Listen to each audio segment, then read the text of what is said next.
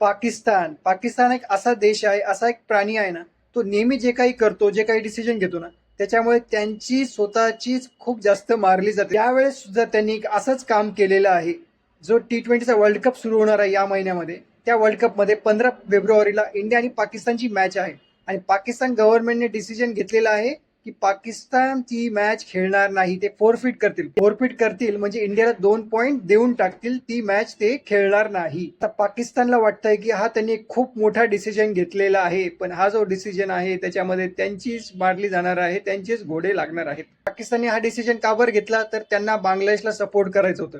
त्यांचं म्हणणं होतं की बांगलादेशला आयसीसीने सपोर्ट केला नाही, बीसीसीआयचं ऐकलं आणि बांगलादेशला त्यांनी सपोर्ट केला नाही. बांगलादेशने जेव्हा डिसिजन घेतला की ते वर्ल्ड कप खेळणार नाही, त्यांनी वर्ल्ड कप मधून बाहेर घेण्याचा डिसिजन घेतला. त्याच्यानंतर आयसीसीने त्यांना रिप्लेस केलं, पण बांगलादेशने याविरुद्ध अपील सुद्धा केलं नाही. त्यांनी ती फाईल क्लोज केली. मग बांगलादेशला जर प्रॉब्लेम नाही तर हे पाकिस्तानवाले का बरं विनाकारण टनटन उड्या मारायला लागले. पाकिस्तानला काय वाटतं की इंडिया आणि पाकिस्तानची जी मॅच असते ना आयसीसी इव्हेंट मधली, ती खूप महत्वाची असते. त्याच्यामध्ये जो पैसा आहे तो खूप महत्वाचा आहे आणि आमच्यामुळेच ती सगळे महत्व आहे. आणि त्यांना वाटतं की आम्ही जर मॅच खेळले नाही तर बीसीसीचं मोठं नुकसान होणार आहे याच्यामध्ये, आणि आम्ही आयसीसीला सुद्धा ब्लॅकमेल करू शकतो. अरे पण तुम्हाला एवढं कळत नाहीये, जर तुम्ही ती मॅच खेळली नाही तर नक्कीच आयसीसीचं नुकसान होईल, बीसीसीआयचं नुकसान होईल.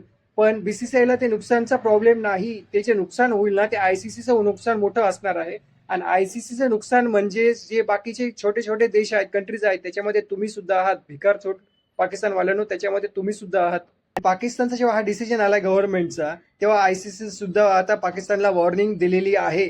आयसीसीने पण वॉर्निंग मध्ये काय म्हटलेलं आहे की आम्हाला अजून पीसीबी म्हणजे पीसीबीचं त्यांचं जे क्रिकेट बोर्ड आहे त्यांनी अजून अजून सांगितलेलं नाही, पण हा गव्हर्नमेंटचं नोटिफिकेशन आम्हाला आलेलं आहे.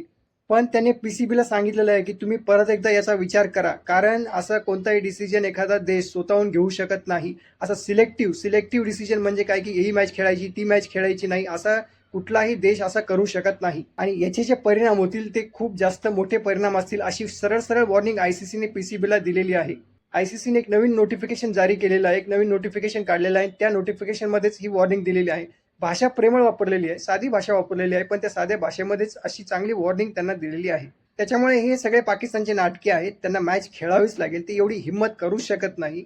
त्यांचं क्रिकेट तसंही असंही बरबाद झालेलं आहे, त्याच्यामध्ये काही दम राहिलेला नाही. आणि आता जर त्यांनी आयसीसी असा पंगा घेतला तर आयसीसी त्यांना पूर्णपणे संपवून टाकेल.